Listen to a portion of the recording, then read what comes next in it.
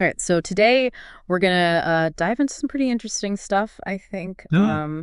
We're looking at Leila Hormozi's YouTube video, How I Brainwashed Myself to Be Rich. All right. And, she's a self-made, a multimillionaire entrepreneur, and we're going to kind of unpack her strategies. Right. It's not like, subliminal messages or anything like that, but it's real actionable steps that she took to kind of build her wealth. So, Yeah, it's like rewiring your brain yeah, rewiring your brain for financial success. for a financial success, right? Exactly. And she doesn't hold back.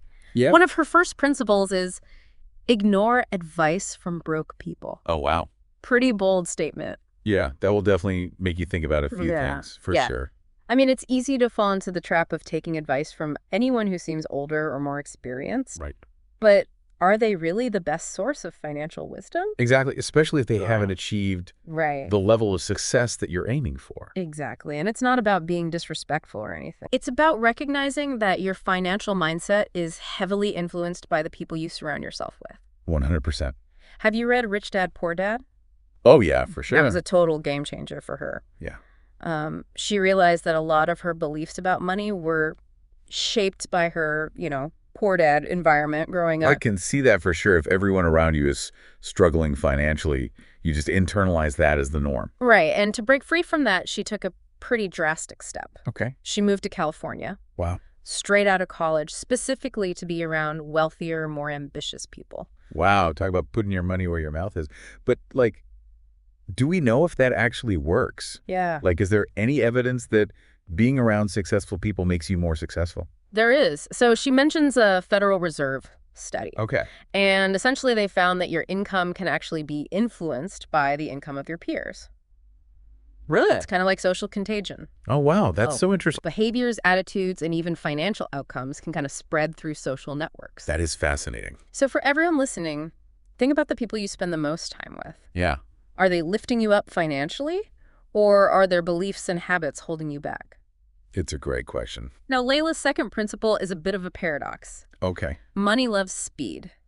Wealth loves time. Okay, hold on. How can money love both speed and time? So it all comes down to understanding the difference between generating income and building wealth. Okay. Okay, so for income, speed is key. Got it. It's about trying things, iterating, and adapting quickly. Most decisions here are reversible, so don't be afraid to move fast. So when you're trying to make money, it's more about taking action and experimenting than overthinking and planning. Exactly. Okay. But when it comes to wealth, think long-term. Building wealth takes patience and careful consideration. Makes sense. Layla even tells a story about a friend who lost millions because he applied that money loves speed mindset to irreversible decisions like investments. Yeah. Rushing into investments without enough knowledge is like playing financial roulette. Exactly. It can really backfire. And that's where that wealth loves time comes in. Yeah. It's about having a long-term strategy, doing your research, and making informed choices. Okay, so to sum it up, speed helps you generate income. Right. But patience is key for building lasting wealth. Yes. What a valuable insight. Now, are you ready for a principle that might ruffle some feathers? Okay. Layla says, focus your attention on making money, not saving it. Whoa, hold on. Isn't saving money important? Saving is important, of course. Okay. But she's challenging the idea that you need to hoard a certain amount before you can focus on earning more. Yeah. She's saying your attention dictates your results. If you're always obsessed with saving every penny, you might miss out on opportunities to grow your income. So it's not about ignoring saving altogether. Right. But understanding where to focus your energy. Exactly. She realized she was wasting time on things that she could outsource, freeing herself up for higher income activities. Yeah. And there's research to back this up. Studies show that entrepreneurs who prioritize revenue generation often outperform those fixated on cost cutting. That makes sense. If you're constantly cutting back, you might limit your potential to expand and generate more income. Exactly. So think about it. Where's your attention right now? Are you spending more time pinching pennies or exploring ways to make more money?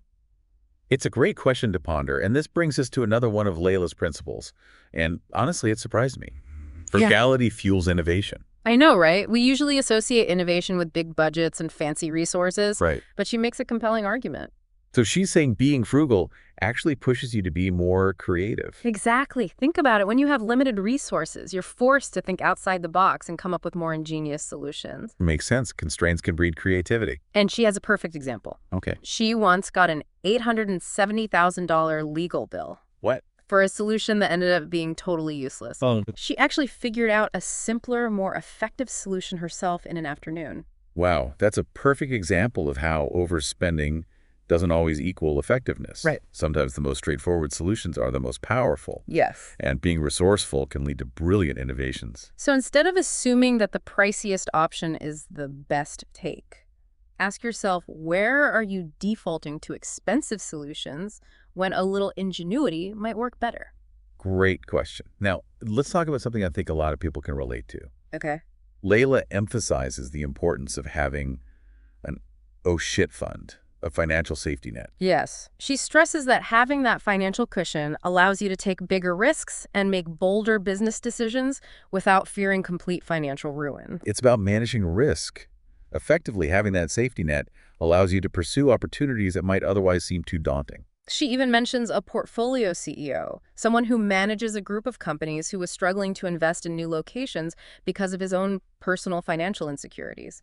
Wow, that's a powerful example of how our personal financial stability can affect our professional decisions. Absolutely. It's not just about the money itself, but the sense of security and freedom it provides, which brings us to Layla's next principle, which is all about making smart choices. Okay. Never rush important money decisions. Sounds like good advice. We often hear about impulsive spending, but this seems to apply to all kinds of financial decisions. Exactly. Layla says truly wealthy people don't make decisions out of FOMO or pressure. Right. They take their time, they gather information, and they make logical choices. They're not reacting emotionally to market trends or external pressures. They're approaching financial decisions with a clear head and a long-term perspective. And to illustrate how rushing into decisions can backfire, Yeah. Layla shares a personal story about a time when she felt pressured to buy a company quickly because another buyer was interested. Okay. She ended up making a hasty decision without doing her due diligence, and it turned out to be a terrible investment. It's a classic example of how emotional decision-making can lead to financial regret. Right. When we feel pressured or get caught up in the excitement of a potential deal, we can overlook crucial information or make impulsive choices. So the takeaway here, resist the urge to make snap decisions, especially when it comes to big financial commitments. It's about being deliberate and thoughtful rather than impulsive and reactive now. For Layla's next principle, get ready for a mindset shift. Okay. Money is a game, learn the rules, and play to win. I love this one. Me too. It demystifies wealth creation. You don't need to be a genius or work yourself to the bone. It's about understanding the rules and playing strategically. So it's not just about effort, Right. but effectiveness, knowing where to focus your energy and resources to maximize your returns. She tells this funny anecdote about attending a mastermind event where a guy casually mentioned being stuck at $400,000 a month in revenue. Wow, talk about a different perspective. Can you imagine? That must have been an eye-opener for Layla. She realized that this guy, who she didn't consider particularly intelligent or hardworking, was making way more money than her. Yeah. And it made her see that success in the money game isn't necessarily about being the smartest or the most hardworking person in the room. It's about understanding the rules and playing strategically. It really challenges the idea that wealth creation is just about hard work and intelligence. Yeah. There's a strategic element involved, a set of principles and tactics that can be learned. She also points out that sometimes luck plays a role. Right. Especially when it comes to choosing the right market. Sure. She tells another story about an entrepreneur who was killing it, not because he was brilliant or worked harder, Yeah. but simply because he'd chosen a larger, more profitable market. It makes you realize that external factors like market selection, supply and demand, all play a part. But the most important takeaway Yeah. is that even if you don't have all the answers right now, having a positive attitude and being willing to try can take you a long way. It's about having a growth mindset, believing you can learn and adapt. You have to be ready to embrace the challenges of the money game and see them as opportunities to learn and grow. So are you ready to see wealth creation as a game you can learn and win? It's a powerful shift in perspective. Instead of seeing wealth creation as this insurmountable hurdle, approach it as a challenge to be met, a game to be mastered. Now let's delve into another crucial principle. Okay. Money is a tool, Use it to achieve your goals. This gets to the heart of why we strive for financial success in the first place. Yes. It's not about accumulating money just for the sake of it, Right. but about using it as a means to an end a resource to help us achieve something greater. Layla argues that you shouldn't just accumulate money. You Really? should figure out what you want to do with it. Money is a means to an end, not the end itself. It's about aligning your financial goals with your values and aspirations. She shares a personal story about selling her business and realizing that the money itself didn't change her life. It was what she did with that money that truly mattered. That's a profound realization. Money in and of itself doesn't bring happiness or fulfillment. It's how we use it to create meaningful experiences, impact the world, or pursue our passions that truly matters. She gives some great examples using money to build businesses, invest in software, or acquire assets that generate more value. It's all about leverage, using that financial resource to create something bigger than yourself. It's about aligning your financial goals with your values and aspirations. What do you want to achieve in life, and how can money help you get there? And her analogy is brilliant. Money is like a hammer. It's only as useful as what you build with it. Simple, yet so effective. It's not about hoarding the hammer, but about using it to construct something valuable. So what are you building with your money? Yeah. Are you using it to create a life you love, pursue your passions, or make a difference in the world? Now let's move on to a principle that's all about taking control. Okay. Measure your money to make more of it. If we don't track where our money's going, it's impossible to make informed decisions about managing it, right? Absolutely. It's about being proactive, not reactive with your finances. Layla is all about tracking, measuring, and managing. She even points to a study about weight loss participants who weighed themselves daily, lost more weight without changing their diet or exercise, simply by becoming more aware of their weight. They made positive changes. That's amazing. It shows the power of awareness and how even small actions like regular tracking can lead to positive results. And when it comes to finances, the impact of regularly reviewing your numbers both personally and for your business can be huge. It's about shining a light on your financial behaviors. You start to see patterns, understand your spending habits, and can then make adjustments that align with your goals. Layla even mentions research from Bain & Company showing that businesses that consistently measure their finances grow faster. So whether you're running a company or managing your own personal finances, the key is to start tracking, and measuring knowledge is power, and understanding your financial patterns is the first step to making positive changes and reaching your financial goals. Okay, are you ready for the final principle we'll cover in this part of our deep dive? I'm ready. Layla's advice is, buy for now and D later. I like this one. It seems like a balanced approach to making financial decisions. You enjoy the present without jeopardizing your future. Right. Wealthy people tend to think about both the short-term and long-term benefits of their choices. They're not just focused on immediate gratification, but also on building a solid foundation for a prosperous future. She gives some great examples, like investing in a skill that can increase your earning potential, maybe delaying a car purchase to avoid debt, or choosing experiences over material possessions. These are all choices that require a long-term mindset and putting future goals ahead of immediate gratification. Layla contrasts this with what she calls acting rich versus acting broke. Okay. She tells a story about a sales guy on her team who blew his first commission check on a house and a car just to impress others. Unfortunately, he ended up having to downsize later on. Downsizing meaning having to sell those things and move to a smaller place. Exactly, and it's a common pitfall, especially for those who come into money quickly. They equate material possessions with wealth and status without considering the long-term financial consequences. It's a valuable lesson. Thinking about the long-term impact of every financial decision can prevent you from making choices that might feel good in the moment, but could hurt you down the line. So whether you're thinking about a big purchase, an investment opportunity, or even how you spend your daily income, ask yourself, is this decision benefiting me now and later? Yeah. It's a simple question that can help you make smarter choices and build a more secure financial future. These principles we've talked about are just the beginning of what Layla covers in her video. We've got more great insights to share. You know, Layla's approach to wealth creation is so refreshing. It really is. I mean, who would have thought that frugality could actually be a catalyst for innovation? Right. It's kind of counterintuitive, but when you think about it, constraints often force us to be more creative. It's like that famous saying, necessity is the mother of invention. And her story about that ridiculous legal bill is a perfect example. Sometimes the simplest, most frugal solutions are the most effective. Totally. We often assume that the more expensive something is, the better it must be. But as Layla discovered, that's not always the case. Sometimes a little ingenuity and resourcefulness can go a long way. Hmm. What stands out to you about this principle? I think it challenges me to rethink my own assumptions, like where in my life am I defaulting to the most expensive option when maybe there's a more creative, cost-effective solution? That's a great question to ask yourself. It could be anything from how you run your business to how you manage your personal finances. Maybe there are areas where you can streamline processes, find cheaper alternatives, or even DIY some things to save money. I'm definitely going to be thinking about that now. Another principle that really resonated with me was the idea of having an oh shit fund.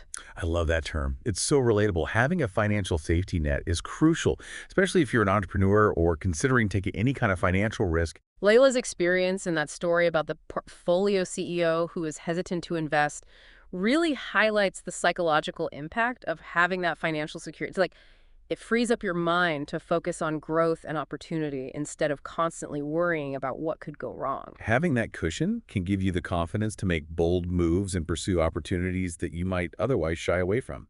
It makes me think about all the times I've held myself back from taking a chance because I was afraid of the financial repercussions. Maybe having a more robust, oh shit fund would give me the courage to finally go after some of those dreams. It's definitely something to consider what opportunities might open up for you if you knew you had a financial safety net to support you. That's a great question. Now let's talk about the principle that really shifted Layla's perspective. Money is a game. Learn the rules and play to win. I love how that reframes the whole idea of wealth creation.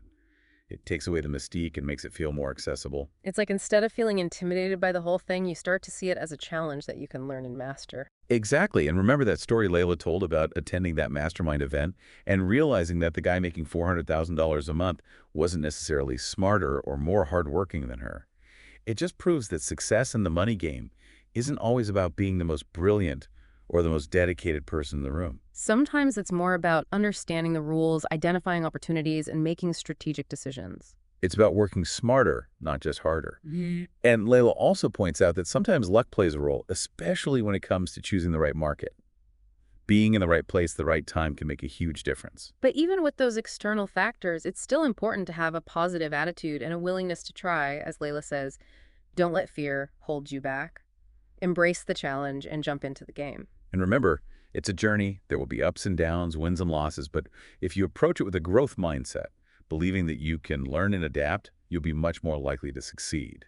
So for anyone listening who might be feeling overwhelmed or intimidated by the prospect of wealth creation, remember Layla's message. You don't need to be a genius or work yourself to exhaustion. Learn the rules, embrace the challenge, and be open to learning along the way. Now, building on that idea of money being a tool, Layla's next principle really emphasizes the importance of purpose. Money is a tool. Use it to achieve your goals. It's so important to remember that money itself isn't the ultimate goal. It's what you do with it that matters. Layla tells that story about selling her business and realizing that the money itself didn't change her life.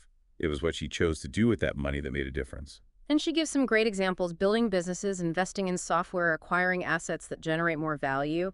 It's all about leveraging your resources to create something bigger than yourself. So what are you building with your money? Are you using it to create a life you love, pursue your passions, or make a positive impact on the world? It's a question worth pondering, and remember her analogy: money is like a hammer.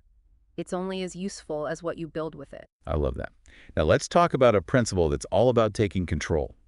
Measure your money to make more of it.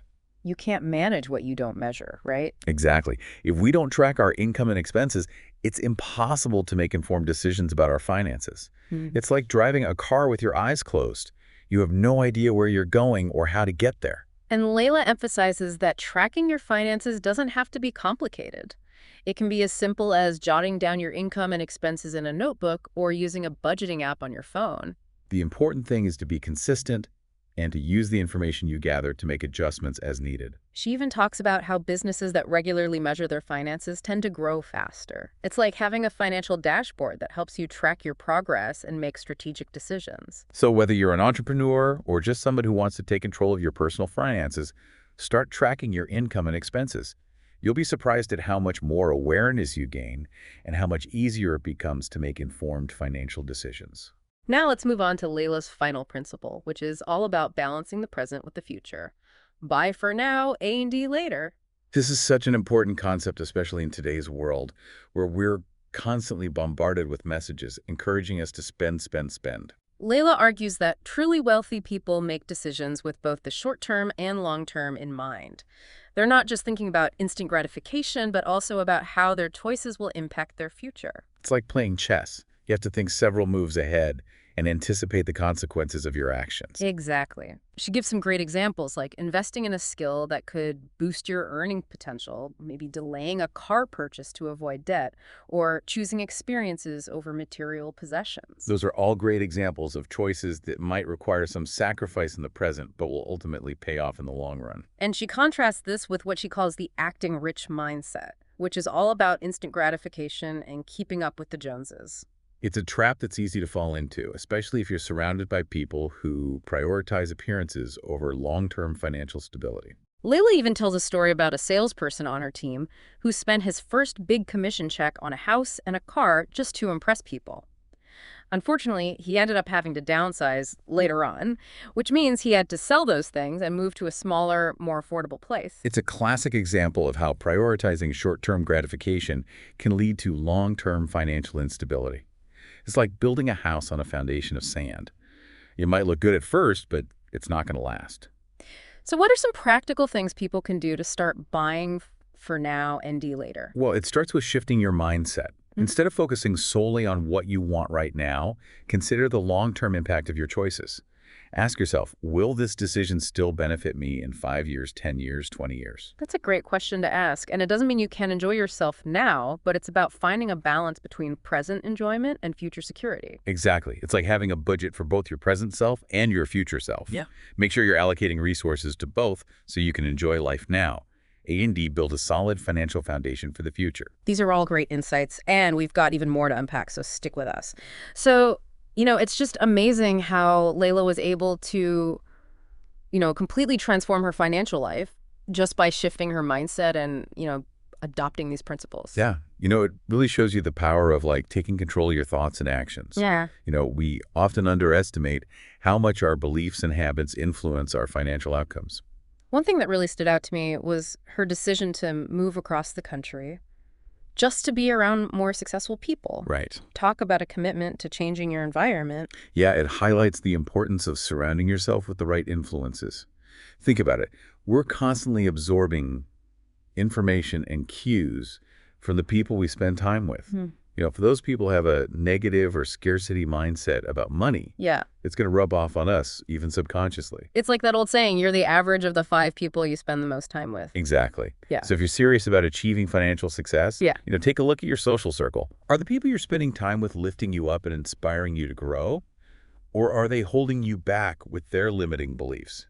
It's a great question to ask yourself. Yeah. And if you realize your current environment isn't supporting your financial goals, don't be afraid to branch out and make new connections. Yeah, seek out communities, mentors, and groups where people share your ambitions and have a positive, abundant mindset about money. Now let's circle back to one of the principles we talked about earlier, the idea of buying for now and later. Right. It's all about finding that sweet spot between enjoying the present and setting yourself up for a secure future. Yeah, making choices that benefit you in the short term without jeopardizing your long-term financial well-being. So instead of blowing your next paycheck on something that will lose value quickly, maybe consider investing in a skill that could increase your earning potential. Right. Or putting that money towards a down payment on a house, or even just saving it for a future experience that will bring you lasting joy. It's about delaying gratification in some areas so you can create a more abundant and fulfilling life in the long run.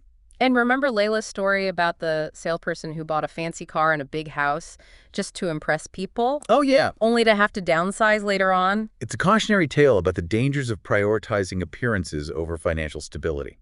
It's so easy to get caught up in that keeping up with the Joneses mentality, but it can be a recipe for disaster. Right. True wealth isn't about flashing your cash. Right. It's about having a solid financial foundation that supports you and your goals for years to come. Yeah, it's about building a life of financial freedom and security where you have the resources to pursue your passions, take care of your loved ones, and make a positive impact on the world. So as we wrap up this deep dive into Leila Hormozi's brainwashing strategies for wealth, Right. I want to leave you with one final thought. Okay.